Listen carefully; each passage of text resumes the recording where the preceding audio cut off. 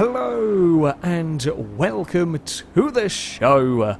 Now, whether you like it or not, mechanical failures are a rather large part of motorsport. There are times when races or even championships can be won or lost by a certain driver's car giving up the ghost on a very important race. Yeah, it can suck. It can certainly suck for the driver, for the team, and for people as fans when it is at seemingly a random mechanical failure at fault, but that is the way it goes sometimes. Over the last few weeks of motorsport that I have been watching, there are many examples off the top of my head.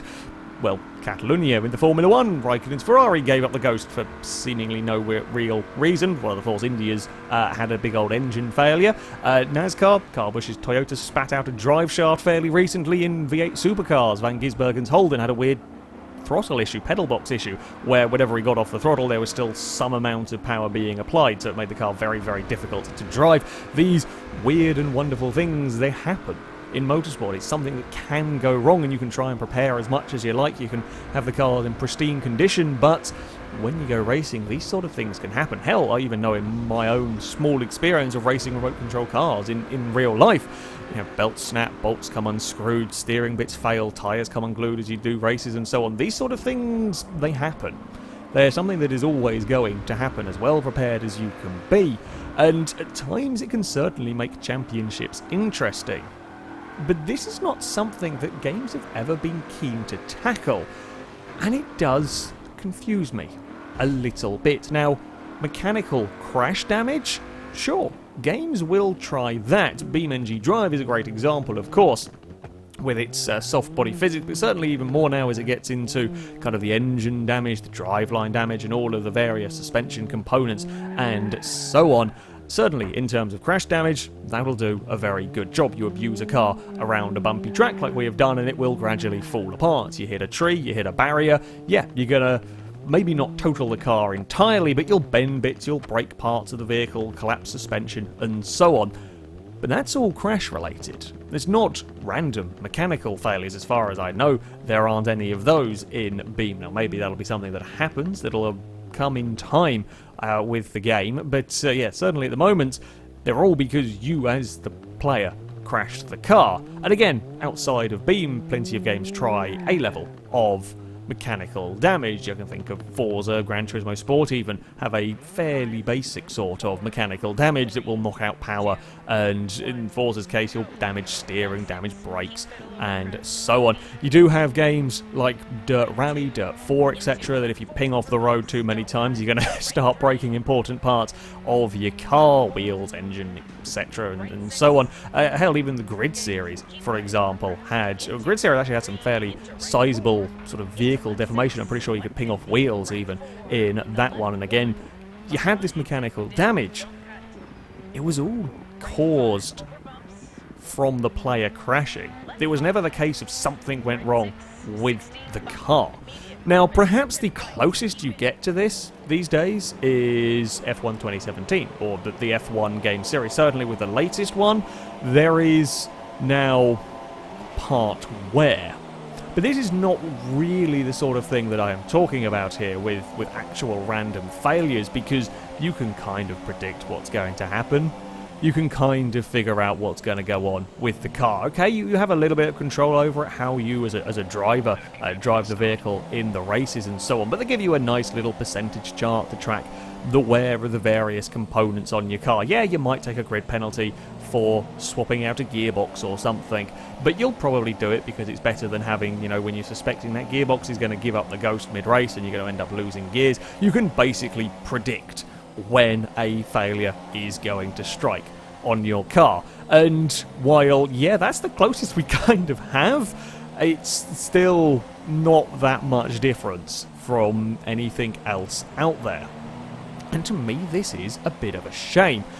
Now, I don't remember what game it was. However, when I was a kid, I had a certain Formula 1 game. After a bit of research I did, I think it was Grand Prix 2, but I am not entirely sure whatsoever because I don't really remember very much about it.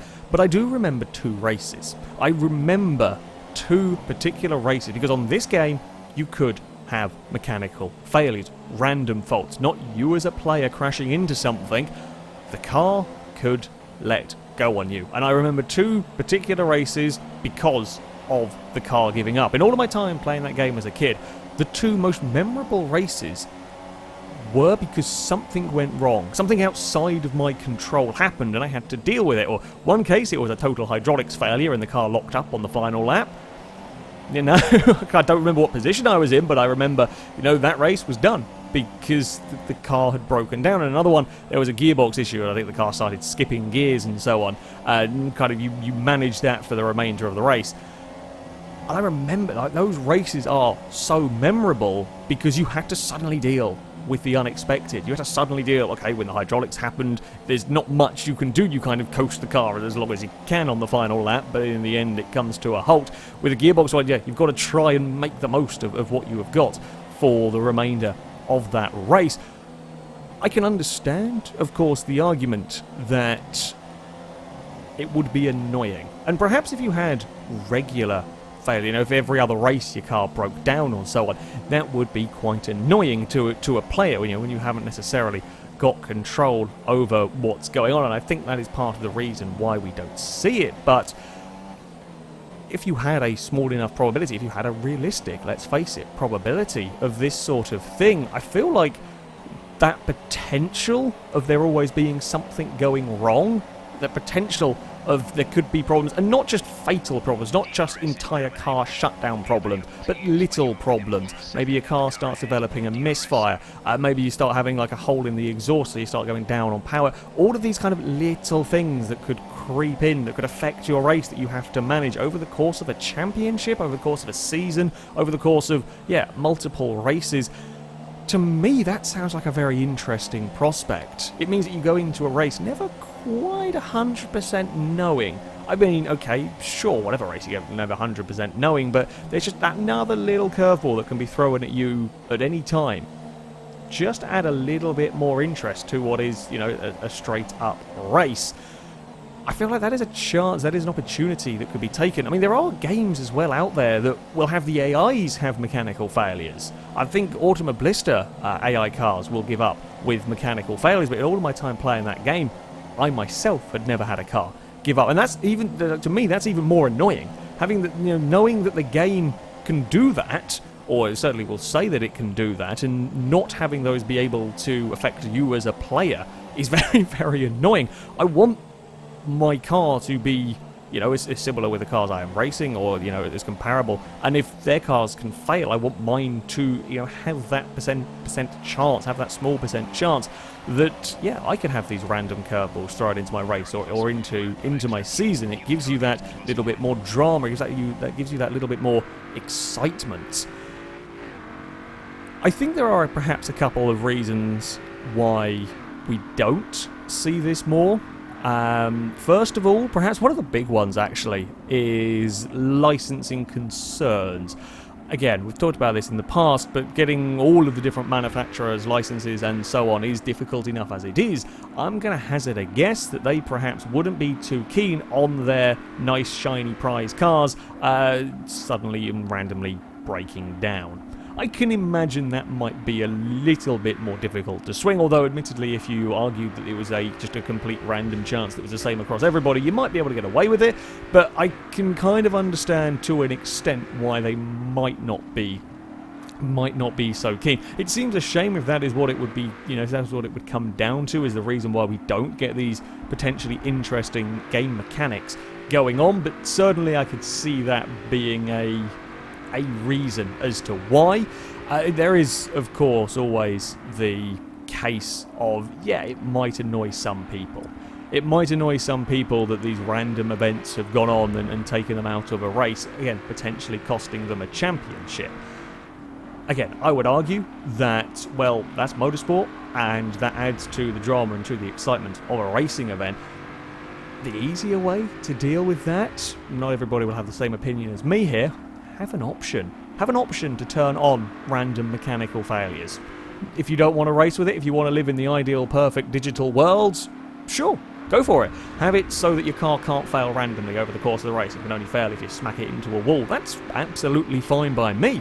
have that option there, though, for people like me who want the potential weirdness that you have to deal with, the random events and so on, to turn that sort of thing on. Because at the end of the day, some of the most memorable races I certainly have been in will have been ones where things have gone wrong, where things have failed, and you have to try and, again, you have to try and deal with them. Now, there certainly is a case for trying to get everything, how many sort of different failures can you have going on? In real motorsport, a million different things can go wrong in the car. Sure, you can't simulate everything. Hell, there are new failures going on in races every single week, but the fact that a game I played in the probably mid-90s somewhere could manage to have random mechanical failures, I'm fairly sure modern technology can work with it. Hell, F1 2017 does the failure bits, but it just does them over a period of time. I think they had, in one of them, I can't remember which one they had, things would overheat, like the curse system would overheat. That's probably actually as close as we've got to fully random failures going on, with the curse system randomly overheating and every so often turning off, which cost you a little bit of power until it sometimes fixed itself or whatever. That's, come to think of it, that is probably the closest, we have got to that sort of thing in recent years. Certainly from a technological standpoint, it wouldn't be particularly difficult to achieve this sort of thing. I hope that we will one day see a game that fully embraces this idea of, I say, keeping the machine running, keeping the cars racing, not to the point of, like jalopy, where you've got a terrible car and so on, but these race cars will let go over time, bits will fail, and you could pair this with a very interesting upgrade system. If you take, for example, I'll use Forza here with its upgrade shop. You could have like a used parts shop. I seem to remember Sega GT doing a similar thing, where you could go to like a used shop, you could buy very cheap parts that could give you a decent power gain, but you buy these parts with the risk they're more likely to fail than the ones you buy from the shop. So if you make the career mode, you make the campaign, whatever you want to call it, a little bit restrictive on money, not such throws millions of pounds at you, then you have a choice. You can either try and save up and get the good parts for your car, or if you desperately need a win to continue or to challenge for a championship, you could buy some cheap parts, throw them on the car, hope that they last through the race.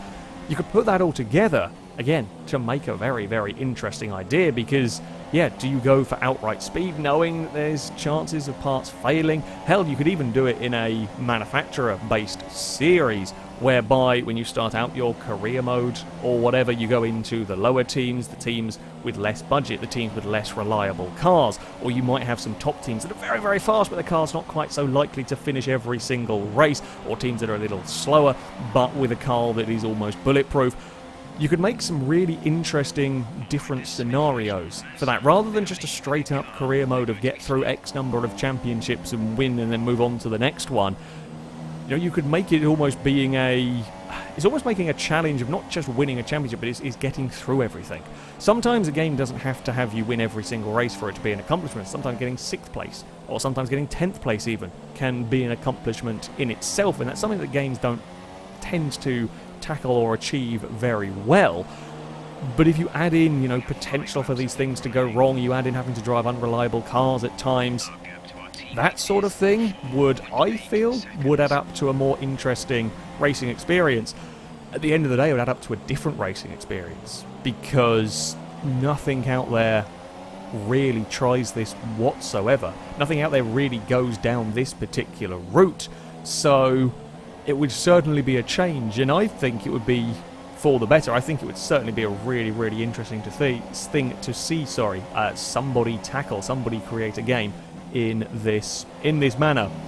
Might just be me, but please do let me know in the comments if you'd be up for games with more random failures, not just total catastrophic ones, not just total car out of the race, but little things along the way with potential of big old engine lockups and so on and so forth.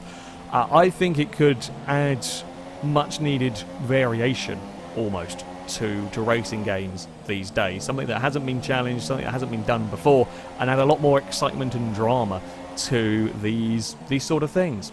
I can see how it could be annoying. Absolutely, I can see how it could be very annoying.